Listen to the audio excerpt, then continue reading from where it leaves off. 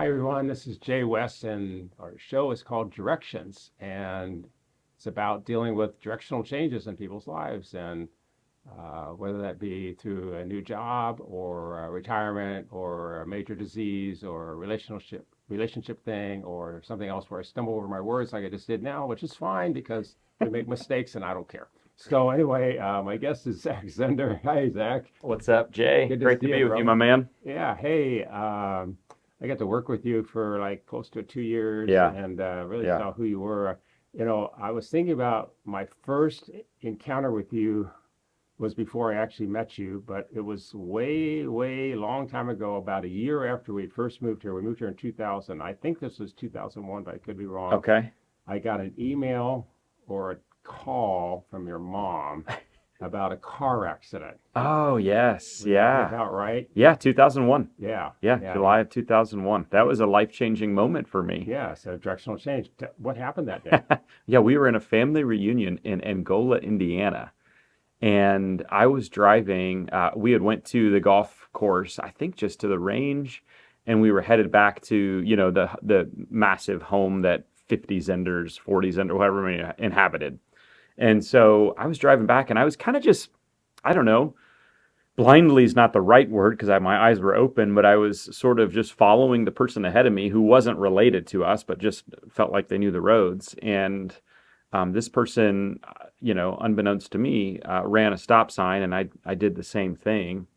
And when I ran the stop sign, yeah, I was blindsided by a pickup truck that was going 60 miles an hour. It was myself. My older brother was in the back, and we had two cousins in the car, and it was a big deal. They had to bring the jaws of life to pry the door open to get me out. I was in and out of consciousness, and Been there, done that. I was T-boned yeah, by a semi truck, and they use jaws of life to get yeah, me out. Been there, done that. Yep. yeah. So they wheeled me, into the ambulance, into the hospital, and a couple hours later, I left with I like to say three things. Number one, just a tiny little scar underneath my chin. If I wouldn't point it out, nobody would know it's there. Number two is a ticket for running a stop sign. Like, oh man, I didn't even see it. Yeah. And then number three, a brand new perspective on life. I felt called into ministry, or that I would be called into ministry when I was in ninth or 10th grade in the summer between, and kind of was running from it, not too far, but like that was the summer right before going to college. And I was like, I feel like I should be a pastor, but I don't really want to be a pastor. And that for me was the moment where I sort of surrendered my will to the Lord and said, with this second chance at life, I'm going to give it my best, and entered into ministry. And it's just been a real blessing. And I did go back and, look at that the scene of the accident, if you will. And I kid you not, Jay, it's like the biggest stop. Like, it's not a normal stop sign. It's up high, but it's like the biggest stop sign in the world. I'm like, how in the world did I miss that? So for me, that was God changing my direction and giving me grace, what I felt like at 18 years old, to kind of correct my path, to not let me have even more of a Jonah experience. And the cool thing is, and then I'll let you take back the interview. The cool thing is that the moment that sort of, I got on my knees that night and kind of gave my life, to Christ, to be in ministry and to fulfill His will, is the thing that I was running from. It was almost instantaneous, became my dream, and it was something that I got to look forward to and get excited about. And then I had 9 years of education while I was kind of wanting that. And so anyway, that's where we are. Well, it's interesting. Two things pop in my head, at least two, maybe a whole bunch. Number one is you can't have an impact without a collision, or you can't have a collision without an impact, and you've had both. Okay, Mm-hmm. it impacted your life. Second thing, those signs they put on the back of construction vehicles? Do not follow me to a construction Right. zone. I want to put a sign in the back of your car. Do not follow me to stop signs. Yeah.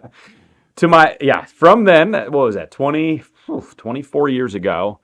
I'm sure unintentionally ran a stop sign again, but it's been pretty good. I haven't ran, I've only gotten in one very minor car accident since then, and it wasn't even my fault. You So, mentioned all the Zenders at one place. yeah. Isn't there like in Michigan, isn't there this Oh, big yeah. resort called Zenders? Yeah, in Uh, Frankenmuth, Michigan. yeah, Yeah. I found it the other day, and there's a golf course and tennis and swimming pools and all this. And Yeah. And the most important part of it is the chicken restaurant, which oh, the chicken restaurant. Yes, I did see that. statistically, Jay, it serves the most chicken dinners than any restaurant in the nation. Really, Yeah. even more than like say Knott's Berry Farm or some other place, Yeah. Texas. People can look it up. It is massive. I mean, when I say massive, like it's like a 25,000 square foot restaurant. So you can imagine with it being packed, how much chicken goes through that place. It's So let's wild. back up a little further. I've known your dad for much Yeah. longer because we served together in the same church body, not the same church till more recently. And I called him when we moved to Omaha, and I said, I need a realtor, and he gave me one, and that's how Nice. we found our house and so on. And I've known your dad off and on. What was it like to grow up in your dad's household? Yeah. Yeah. I viewed, almost every year being a PK, a pastor's kid, I viewed that as a benefit and a blessing. Certainly, ministry has its challenges. I think Dad did a good job of sort of absorbing those and not bringing them too much, into the home with him, and so he could still be Dad and be involved in, our sports and athletics and things like that. And so I viewed it primarily as a blessing. And so I'm a fourth generation LCMS, Lutheran Church Missouri Synod pastor, and so I like to talk about for my journey at least, it's been a beautiful blessing. And now being a pastor, I really have deeper and greater respect for not just the men who became pastors, but the wives, the pastors' wives that held these families together. And what's neat, I like to talk about my great grandpa, whose name is C.R. Clement Zehnder. He made a decision at this point now over 100 years ago to not just be a believer, but to directionally follow Jesus as a pastor that I think is still having positive ripple effects in my life 100 years later. And so that's where I love to talk to people about legacy and the importance. Like hardly anybody's story is like mine, but you might be the person today that even if you've got a horrendous legacy, and you don't get to stand on broad shoulders like I've been able to, but you might be the one that can make a decision today that 100 years from now, future generations will still experiencing ripple effects. Well, I didn't know your great grandfather, but I knew your grandfather Yeah. Ron. Yep. Ron. Okay, Yeah, and for sure. I get to know him. I get to minister at his church for Cool. 10 days in a row back in, I Nice. don't know, 2004, 2005, somewhere in there. Yeah. And spent time with him and a lot of others at his church. And then I began to gain the historical value of your family and everything. And because he shared things about now, we're talking about your dad, but he was talking about his son. It's kind of a Sure. different perspective. And so, Yeah. uh, and I've had your dad on here, so if he Yeah. watches today, he says everybody's talking about me, but you know, I've actually had you on here twice, Mark. So anyway, you go to seminary, you Yeah. come out. Uh, did you? What was your next step? I know you planted a church in Yeah. Florida. That was the the next first? step. That Yep. was the next step. So, were you trained in seminary to plant a church, or did that just Oh, kind of happen? yeah, I wouldn't say that seminary itself in the curriculum there. I'm grateful for it and really the confidence that it gave me to kind of speak theologically and to use God's word. But no, I wouldn't say it practically got into much of the church planting. There were other networks that I looked to, including the Acts 29 network, which was pretty robust at that point in St. Louis specifically. So other training outside of that or something that like the Missouri district, they had a little cohort.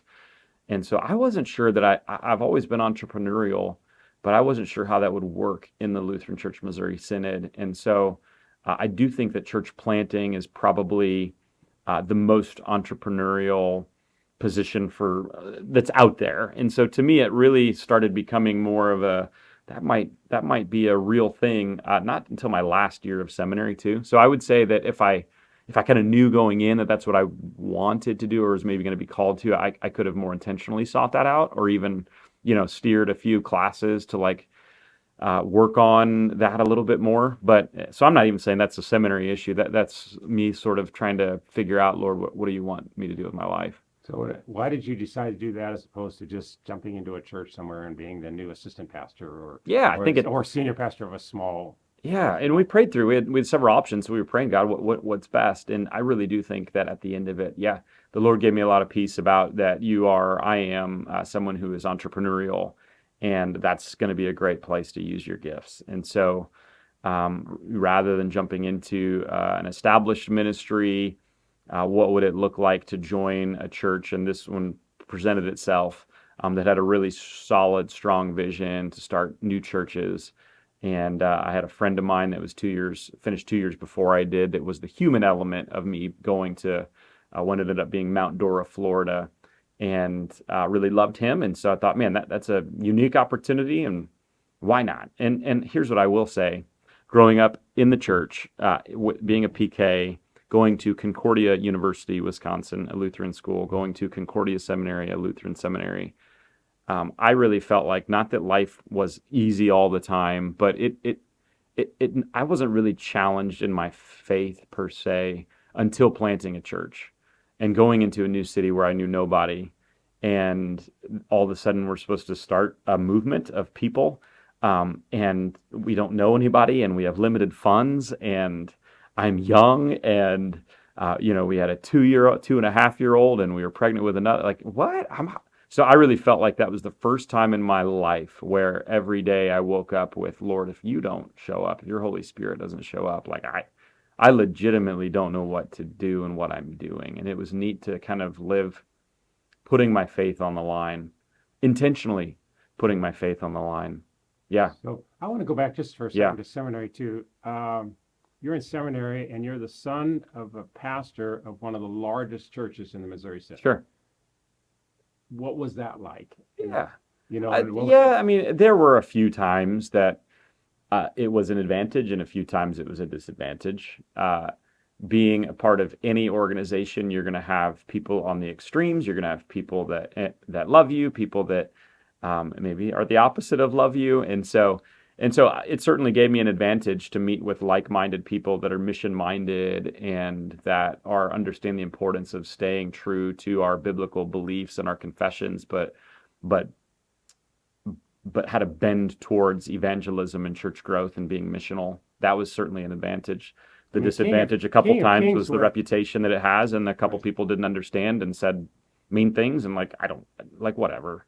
Yeah, King of Kings had a history of a number of catastrophic events when Sure. your dad first came, and then after he Hmm. navigated all that, the church began to really significantly Yeah. grow. And you're at that point, you're the teenager, and you're Yeah. experiencing all that, and you go through the car accident, you go to college. Did you meet Allison at college? Yeah. Yep. Okay, Freshman year. so Yep. he was from Sheboygan, right? Yep. You got So it. yeah, so I know that because my previous wife, who passed away, was also from Sheboygan. Yeah, that's right. I never got to figure out if they knew each other. But anyway, and then you went on to seminary, and King of Kings is still growing, okay, Hmm. and adding staff and adding new technology and doing all sorts of Yep. amazing things that most in the synod were not doing. Right. So I'm just, and the seminary, even though you went to the more progressive seminary, there's Yeah. still going to be people there, I would think, would be like, I'm not sure we really like King of Kings Yeah. or their style. So Sure. yeah, I think anytime you're a pioneer or an innovator or an entrepreneur, you just have this built in your DNA that we're going to try stuff, and we know that because we try stuff,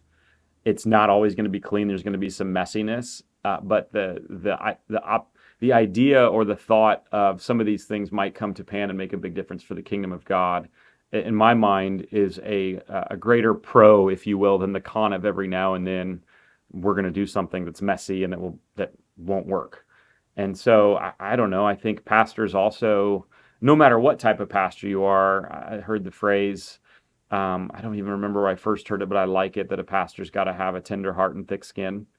And so, if anything, maybe King of Kings built me up more for that, to the thick skin side of it, because you got to be willing to hear what people say and listen to them and take shots and figure out, is there any wisdom in what they're saying, or is it just right, total whatever? And I think that's still there and around, but right. It's a yeah. good term. I've not heard that before. The phrase that comes to my mind is you have to be willing to command but not demand. Hmm. Sure. And can't have your own way, but Yeah. simultaneously you got to lead. Yeah. And we know the great leaders actually do lead. And Yeah. they take risks, Yeah. big risks all the time to be a Yeah. great leader. So you took some big risks. You planted a church. How long were you there?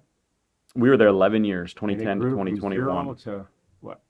Yeah, probably just under 1,000. We had Okay. 900 folks on quite a few Sundays, and Easter's would be So you obviously went from not knowing larger than anybody in that. the But city to knowing a lot of people in the city. yeah, it was a small city too. It was a city of 15,000. So we really put a great imprint on that. And what's neat is we had trained up two great friends that had finished our distance program at seminary. And when I kind of moved out of that role, they stepped into that role. And again, that was 4 years ago, actually 5 years ago, when I stepped out of that lead pastor role.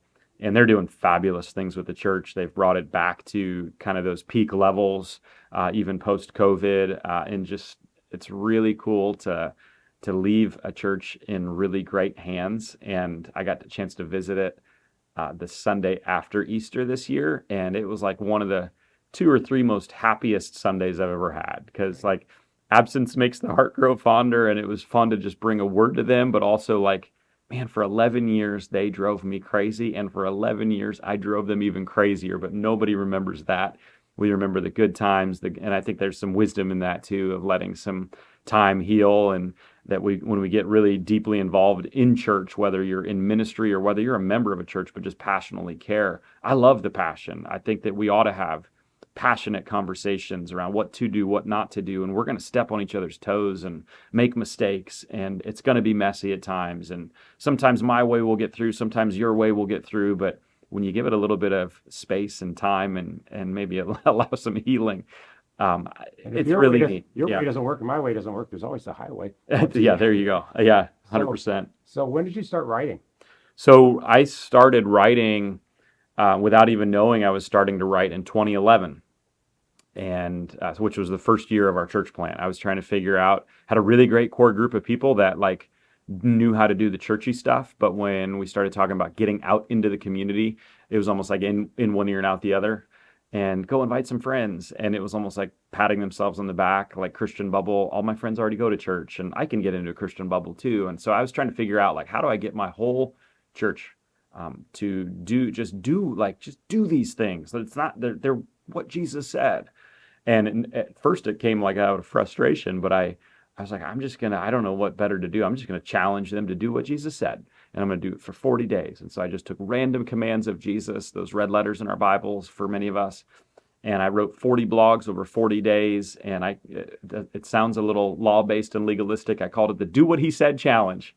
And for 40 days we did. We just tried to literally do what Jesus said. And what ended up happening was it was the beginning of a movement where people that were taking on the words of Jesus actually found great fulfillment, even when they were uncomfortable or it kind of drew them out of what they would normally want to do. So that idea was 2011. I changed it a little bit in 2012, but we did the same idea. And it was one of those things that God kind of put in my lap to steward this simple idea for this generation and beyond, of the best way to follow Jesus is to follow Jesus, which for a guy that likes to think forward and be entrepreneurial is like the most Yeah, but it makes sense. simple backwards answer of like, let's just do what Jesus said.